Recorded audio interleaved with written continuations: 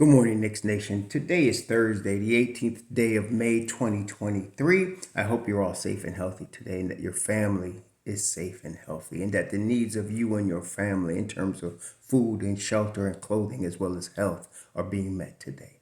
Blessings upon those that work in the healthcare field who, along with the first responders, are out here saving lives every day. And those also who are picking up garbage for us to keep our places clean and disease free. And those that make deliveries of things for our convenience. Double blessings on the men and women that are out here trying to help, rescue, deliver, and recover the teenagers and children who are the victims of child molestation and pedophilia. The victims also of pornography and child pornography, prostitution, child prostitution, human trafficking, sex, slavery. Double curses on the perpetrators of these things. Double curses on those that profit from these things, and double curses on the perverts that create the demand for these things, of which the other perverts provide the supply. Finally, blessings upon the homeless. Nearly 600,000 men, women, and children homeless in the United States of America, and millions around the world in similar or worse conditions. Blessings upon them, for theirs is the kingdom. So, it's now off season for the Knicks. By the way, yesterday, if you saw, the Heat beat the Celtics in the Garden yesterday. I have to say, I wasn't expecting that. The Heat are for real. The Heat are for real. So the Knicks losing to a team that looks like it can compete and win the ECF ain't no shame. Speaking of that, recently, there have been a number of fired coaches in the NBA, right? I'm just looking up all the coaches. So we start off with, let's see. Well, Ime Udoka started the whole thing actually with Boston, right? Then Detroit with Dwayne Casey. Then, and Ime ended up going to Houston because Stephen Silas was fired. Mike Budenholzer was fired. Doc Rivers was fired. Monty Williams was fired. Nick Nurse was fired. Okay. What firing a coach does, in most cases, there's one exception here, which we'll talk about in a minute. But in most cases, it makes the organization unstable. And when you make the organization unstable, you set the organization back, at least a season, depending on how much talent you have and how quickly your new coach gets things together. You set the team and the organization back a season. Some cases, you could set them back multiple seasons. Okay, when Jeff Van Gundy left the Knicks and the Knicks changed GMs, it set the Knicks back almost 20 years. Okay, so that is a huge thing. So for all you keep calling for Tom Thibodeau's firing, I'm just going to dismiss it because you guys must be pretty stupid. Because right now, the Knicks are one of the most stable organizations in the entire NBA. Think about that. Going from 3-4 years ago, where they were winning 17 and 21 games, to becoming one of the most stable organizations in the league in 3 seasons. Hats off to Leon Rose, hats off to Tom Thibodeau, hats off to the whole staff in the front office.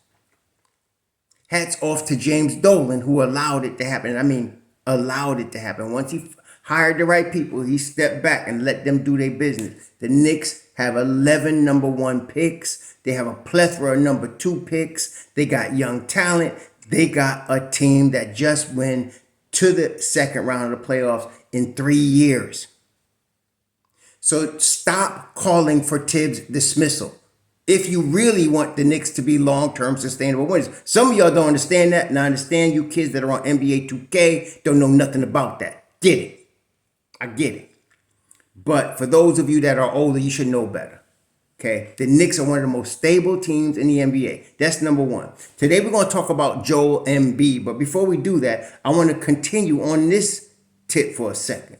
So the only exception was the Detroit exception because Dwayne Casey wasn't fired. He stepped down as coach, took a front office role, and now they're looking for a coach. So that's really more continuity based than it is an upheaval of the team. Detroit is basically started from the ground floor with Jaden Ivory, Cade Cunningham, and whoever they're going to get this year. They're starting to build from the ground floor right now with these young kids. They're in total rebuilding mode. Okay, so that's that. But for the most part, the Rockets, now they have Ime Udoka. They got a bunch of young players. If James Harden comes there, maybe they can get better this year. They're not going to be a playoff team, even with James Harden. They're going to continue to struggle. Milwaukee made a huge mistake in firing Budenholzer. A huge mistake. That could cost them Giannis in 2 seasons. Philadelphia, Doc had run his course. He had 2 MVPs on his team. I don't like it when people try to compare him to Tibbs. Tibbs never had 2 MVPs on his team. He had 1 season of MVP Derrick Rose before he wrecked his knee, and that was the end of that. Doc has had MVPs. He has had guys on the Clippers. He had Chris Paul. He's had James Harden. He's had Joel Embiid. He's had Ben Simmons when he was a superstar. He had all of this, and he still couldn't get it done. So, yeah, he needed to go. Phoenix and Monty Williams, they were in the finals. Okay? They got Kevin Durant, and they expected it to work. We're going to talk about that. But just because you get superstars and throw them throw the ball on the court, don't mean they're going to always win and play together. Basketball was created as, always was, is now, and always will be a team sport. You need a team to win. Look at the Heat. Look at them. A whole bunch of undrafted players in their rotation. Here they are in the Eastern Conference Finals. Okay? So you do need all-star talent. The Heat have that in Jimmy Butler and Bam Adebayo. But what you need just as equal as the all-star talent is you need them to fit. If they don't fit, it doesn't matter how much talent you have. You're not going to get to the promised land. You can win a lot of ball games, but you're not going to get to the promised land. Again, look at Doc Rivers. He had all-star talent in the Clippers. He had all-star MVP talent on Philly. They were getting to the playoffs. That's no problem. But winning, you need a team. You need a team that fits. Okay? And people like to blame, because what it is, brethren, is NBA is a star-driven league. You need stars to win. And you need a very highly skilled. Of the 450 players in the NBA, you need like that top 10% or top 5% players to really compete, right? You need at least 2 of those on your team. But they got to fit. Okay, they got to fit. Not every 3 of them come together means they fit. Okay, the Philadelphia 76ers had Dr. J in his prime, George McGinnis in his prime, World B. Free. They couldn't get it done. Couldn't get it done. Okay, not until they got Moses Malone, lost George McGinnis, lost World B. Free, and they got Moses Malone and Doc. That was a fit, and they end up winning. You need to play as a team. Magic Johnson won 5 championships. Why? Because he is a point guard that made everybody around him better. See, that's a generational talent. A generational talent is when you put them with 4 other guys, and it almost doesn't matter who those 4 guys is, they're going to make them better. Just in case, in Magic case, he had past his prime Kareem, then they went and got James Worthy, lights out, 5 chips. Okay, so that's a difference. That's the difference. Larry Bird, he made everybody around him better, but then they went and got Kevin McHale and Robert Parrish championships. 3. Okay. Kobe was trying to win stuff on his own until they went and put people around him. That's the key here. You got to have a team that fits. All right. Jordan was 7 years losing. Then they got Pippen. Then they got Cartwright. Then they got shooters around him. Then they started with Steve Kerr. And then they start winning chips. You got to have a team. Giannis and them had a team. I felt like Milwaukee put together that team right. The only thing that happened is he got hurt in the playoffs, which was rare. That's why I say that was a dumb move. They're going to have to almost start over again. Okay. So you want stability, which the Knicks have. And you want to put together a team that fits. Okay, and in my opinion, as I've been saying, the only guy that really doesn't fit is Julius Randle. And the problem with him is that not only he doesn't fit because of his style, he doesn't fit because of where he is in the pecking order. He needs to be a third option, not a first option for sure, and not a second option either. He needs to be the third option on a team. That guy that they get to when the play breaks down later, not the first two options. And he would be really good in that scenario. But on the Knicks right now, a young team building, and after 3 years here, after having drafted kids and developed them, we need another bona fide dude. I really think we have him in Obi Toppin. It kills me that there are commentators there. I don't trust Obi Toppin to lead the team like Julius did. Some of these people need to see it before they believe it. There are some that can see it before it happens because we know basketball. Obi could step in and play.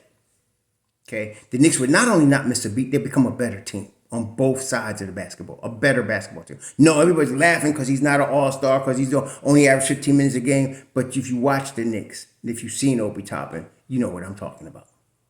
Okay, you give him minutes and let him stay in there for 30 minutes and play him 10, 20 games, you're going to see an all-star. Okay, now somebody asked me, well, why are you calling for another power forward if you want Obi to get minutes? Because if KP is available and you can split the minutes with KP and Obi, not only can you do that, you can also move KP to the 5 spot with Obi when Mitch Rob comes out or when Hartenstein's in foul trouble. You got that option. That flexibility right there is why I'm talking about KP. They call him a unicorn for a reason. Okay. So you give Brunson KP, who has as far as basketball IQ is concerned, Julius Randle's in 3rd grade, KP is in college. As far as basketball IQ. Okay. So you give Brunson with Barrett and Grimes another high IQ guy? Yeah. I don't know if the Knicks are going to do it, but that's what I would look at. I would look at KP first. He's my number one guy. Then I like Grant. I like Siakam. Siakam's better, but Grant to me is more available because he's unrestricted. Siakam, you got to do by trade. He's got 1 more year on his deal. He's going to be expiring, and then you're dealing with Masai Ujiri. Between the two of them, in terms, it's kind of difficult. But Siakam's obviously better. Siakam's, probably the best of the bunch. But, it's going to take some negotiation and some assets. That's another thing. I don't know why everybody seems to think that because the Knicks have drafted well, that all of a sudden we want to trade all these young guys. Like I said, there's only one guy really. I'd like to keep this team exactly how it is and just trade Julius Randle. I would just like to do that. If I can just replace Julius Randle with a KP, with a Grant, with a Siakam, and I'm able to, and I know it's unrealistic though, but if I'm able to keep all the rest of my guys, we're good, y'all. We ECF material at that point. Okay, that's how close the Knicks are right now. We ECF material at that point. There were 2 games from being in the Eastern Conference Finals. Okay, and that could have easily swung the other way. If Julius would have showed up, we could have been there. Okay, we could have been there. Okay, if Grimes gets more touches, maybe he gets 15 shots in those games, we could have been there.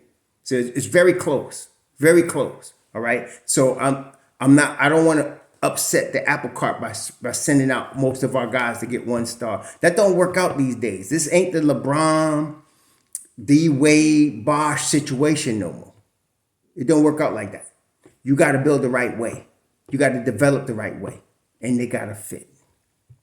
Okay, right now as a team, the Knicks fit. They get along. They work well together.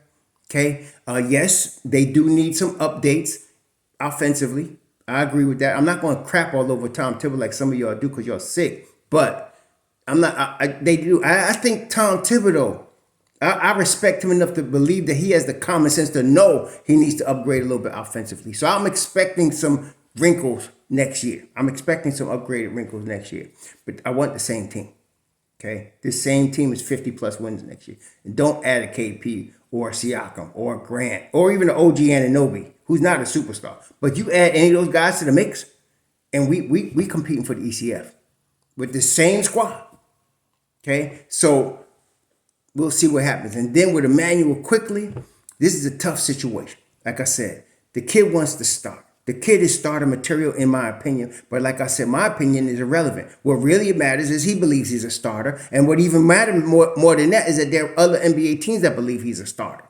So we may have to lose him. They could get me, and I would think it mean he wants to leave and start, but you're going to keep him under contract until next season. That would be tough. The Knicks could do that. I don't think Obi would mind that. I think IQ would, though. But we'll see what happens. We'll see what happens. I'd like to keep the same team, though, and just change that one dude.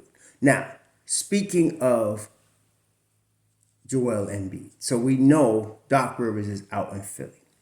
Daryl Morey is known to swing and make big moves. Philly doesn't have a lot of cap space room. I don't know what Joel Embiid wants. There's all kind of rumors, of course, that he's coming to the Knicks or the Knicks are watching. And because the Knicks are watching, there's 27 other teams don't exist. Anyway, let's assume for the sake of argument, he comes to the Knicks. How would that fit? That's, we're talking about fit today. How would that fit? First of all, there's, to me, an over amount of criticism about his latest playoff performance. I was looking at his numbers, and in terms of off the court, right, in 2023, during the season, of course, Philly is 10 points better than their opponents when he's on the floor. They were 0.8, or let's say 1 point worse with him on the floor in the playoffs. But they were negative in all areas in the playoffs. So he just added. But that was this season. Now, I looked back on the last 3 seasons, actually the last 4 seasons. 4 seasons ago, he was negative. He was positive. Every year, he's double-digit positive influence during the regular season. But 4 seasons ago, so if you go back 23, 22, 21, 20, he was negative. He was negative in terms of plus minus in 2019, 2020. But he was negative 32. I don't know how that worked, but he was really negative. Bad 4 years ago. But I think he was hurt or something. But anyway, after that, the 2020, 2021 season, he was plus 19, plus 20 in the playoffs, plus 12 in the regular season. The next year, if you go, 2021, 2022, that's the year before this past one, he's plus 12 during the season and plus 11 in the playoffs. So it was just this year, really, that we had an issue. So to me, I don't think that goes to Embiid. I think that goes again to fit. I don't know what it is. I didn't watch Philly that closely. I was looking at the 5, 4, and 3-man lineups with Joel Embiid. It seems, and I'm just looking at it as a glance, but it seems that this year, for whatever reason, the combination of Shake Milton and DeAnthony Melton didn't work with him. It just didn't work. He was minus, with those 2 guys, he was minus 33. But with the best lineup, it didn't include Harden. The best lineup was Tobias Harris, Tyrese Maxey, Matisse Thybulle, and PJ Tucker with Embiid plus 38. The second best lineup was Niang, Melton, Harris, Harden, and Embiid plus 22. Their most used lineup was Tucker, Melton, Harris, Harden, and Embiid. That was plus 8. Okay, and then of course, if you switch out and you put Maxey in there for Melton, it's plus 12. Okay, because Maxey was coming off the bench. I think he must have been hurt at some point this year. He started coming off the bench for a little while. But so I don't think it was something wrong with Embiid necessarily. I think maybe it was fit. Now, in this hypothetical, please don't trip. I told y'all, the only player I'm really interested in moving is Julius Randle. I don't know if Philly would take him or not, but this is hypothetical. This is how I would want it if I had Joel Embiid. And this is the only scenario I would want it. I'm not trading Mitchell Robinson for him. I thought about it, but then I thought, nah, I'm not trading Mitchell Robinson for him. Mitch Rob will be in the second unit though. Okay. Mitch Rob could play in the second unit. So I'm keeping Mitchell Robinson. But what I would do though, I would trade Julius Randle, Evan Fournier, and Jericho Sims. I would give them three guys plus draft picks, and they would give us Embiid. It works. I looked at it on Spot Rack, whatever, and it did work. Okay, it was a successful trade. So you give us Embiid. He starts at the 5. Obi starts at the 4. Okay, RJ, Grimes, Brunson. The ball will move. The Knicks will automatically move up the charts in the NBA in the assist column. You would probably get something about 23, 25 assists a game. Okay, the ball will move automatically. Now you have a bench of Mitchell Robinson, Josh Hart, Deuce. Okay, who am I missing? And IQ. I like that team, man. I like that team. I like that team. Now the Knicks are Eastern Conference Finals, guys, right there. Eastern Conference Finals. Because even if Embiid is hurt, the Knicks were knocking on the door of the Eastern Conference Finals with Mitch Rob. So even if Embiid gets hurt, I'm still good. And I still got Hardenstein. That would be good. I just don't think Philly would do that. I just don't think they would. They'd have to be crazy. Really, they would. I'm not giving up half my team for him, though. And I thought about the Tobias Harris. Tobias Harris is 31. He is on an expiring deal worth almost $40 million, but it's expiring. So he would open up a lot of cap space after 1 year. I don't know how it's hard to get done numbers wise. It's hard to get that done. You cannot. I wouldn't want Tobias Harris in place of RJ Barrett. He would be more stable. He's a more polished pro. There's no doubt about that. He would be more stable than RJ Barrett. But I'm just believing in RJ Barrett's upside. If I was going to trade RJ, it would be for somebody that's approaching his prime right now. I'm not trading RJ for a guy past his prime because he's more solid. Tobias Harris is a role player. I don't want to trade RJ for that. Would I trade RJ for Mikal Bridges? Yes. Yes, I would. Would I trade RJ in a Siakam deal? Yes. Yes, I would. OG Anunoby, I'd have to think about. He's a better defender than RJ is. He's a better three-point shooter than RJ is. But again, and he's 25, so maybe I would. But see, those are type of players I'm looking if I'm going to trade for RJ. And the key thing is it, they fit. All of them would fit. Okay. Now I wouldn't trade RJ straight up for Siakam. I'd trade RJ and Julius for Siakam. Yeah. Yeah. And yeah, we do it that way. But that's another story. Okay, that's another story. But as far as Embiid, yes, I would have Embiid with Obi in the same, other than Obi and MD, the other three, Brunson, Grimes, and RJ would stay the same. Our bench would now include Mitch Rob. Hartenstein would go back a notch, okay? And then we'd have the same mob deep, with Hart. Now you got Mitch Rob, Deuce, IQ. You got a nasty, nasty team. You see, you might need another backup 4, or you can go with Hart at the 4 in the second unit. They've done that. Or you can use RJ at the 4 in the second unit. They've done that. Or they could just make another trade and get another guy that's a backup 4. Some people mention McDaniels in Minnesota. If I'm Minnesota, I'm not giving up that kid. I'm keeping him. You can't just pick a guy and say you want him and the Knicks go get him. If I'm Minnesota, Jay McDaniels is staying on my team. He's a piece, okay? But if somebody like that was available, I'd take him. But I don't think the Minnesota Timberwolves are that stupid. They're not going to trade Jaden McDaniels unless you're giving them something serious, because that's a future cornerstone for them, okay? So, but if you could get a backup four, and I don't want to talk about Jay Crowder.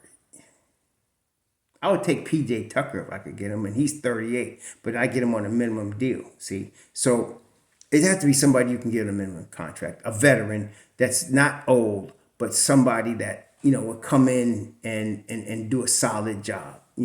Somebody like that. That's not going to cost you a gazillion dollars. Somebody you can get for your mid-level exception.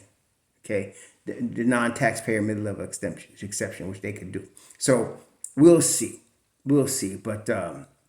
Yeah, there's that. But far as fit, this would work. Okay, if you end up trading, Obi and RJ and you keeping Julius Randle and you're adding Embiid, believe me, it's not going to fit. It's not. Okay, you can't just throw any guys together. And then I still hearing people talking about Damian Lillard. It's not going to fit. You will have the worst defensive backcourt in the NBA. Okay, the worst. So no, that would not fit. Just like Mitchell, Donovan Mitchell did not fit. Yes, he's a star. Some people say a superstar. Definitely all NBA. It would not fit. Bad defense on at the guard spot. Okay, you'd be getting beat. You'd be having Mitchell Robinson in foul trouble every night, and you'd be dependent on Hartenstein, and it would not be pretty. Okay, and don't forget Julius. Julius decides he's not going to play defense, which happens about 40% of the time. You're in trouble. Okay, so you can't just throw any guys in there and think it's going to work. All right, just because they're all NBA. You need a fit. Embiid would fit if you moved Randle. And that's what I'm saying. The Knicks right now is a team fit. They're just missing one piece. They don't even need a superstar necessarily. Like I said, KP or Grant would do. Even OG Anunoby would do. But you got to move Randle. He doesn't fit. It's not that he's... Some people can't understand the difference between somebody not fitting and then calling a player garbage. It's really immature. I could tell some of you are teenagers by when you say stuff like that. So is he garbage? No, not every... If you're in the NBA, listen, if you're in the NBA, this is the league. You could play. There's no garbage in the NBA. Okay, you might see garbage in college, high school, playground, but you're not seeing it in the league. No, it means he just doesn't fit. That's really been the situation with him. He is placed in the position to be the number one option when he's not that dude. And obviously we have seen he's not a playoff high caliber dude as your second option. So you need him to be a third option on a team. He needs to go to a team where he's the third option. Then he fits. He would fit in Miami. He would, because he'd be behind Tyler Hero, Jimmy Butler, in terms of the pecking order. Tyler Hero and Jimmy Butler. And then don't forget Bam Adebayo is a centerpiece also. Playmaking 5. So he would fit there. See?